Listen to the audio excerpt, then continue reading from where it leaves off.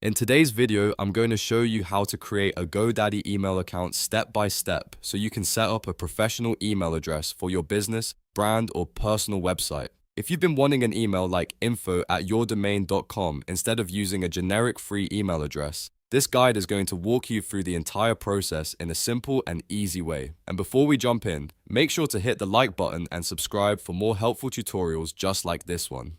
Alright, let's get started. First, go to GoDaddy in your browser and sign into your account. Once you're inside your dashboard, look for My Products. This is where all of your GoDaddy services are listed, including your domain and hosting plans. Next, find Web Hosting and click Manage. This takes you to the hosting settings for the website or domain that you want to connect your email to. From there, you will need to open cPanel. cPanel is where GoDaddy keeps a lot of the hosting tools, including the email account settings. Once cPanel opens, scroll or look for the email section.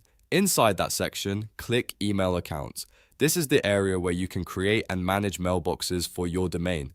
Now click Create to start making a new email account. You'll usually see a form asking you to choose your domain first. Select the domain you want the email address to use, especially if you have more than one domain connected to your account. After that, enter the email name you want. For example, if you want a general inbox, you could type info, support, or hello. That will create an address like info@yourdomain.com. Then create a strong password for the mailbox. Make sure it's secure and something you can store safely because you'll need this password later when you sign in to webmail or connect the account to your phone or computer. Once everything looks correct, click Create. GoDaddy will set up the email account for you, and after a few moments, it should be ready to use. At this point, your new GoDaddy email address has been created successfully. You can now log in, send emails, receive messages, and use it as your professional business contact address. If you want, you can also create additional email accounts using the same process for different team members or departments, like sales, support, or billing. This is one of the easiest ways to make your business look more professional and organized online.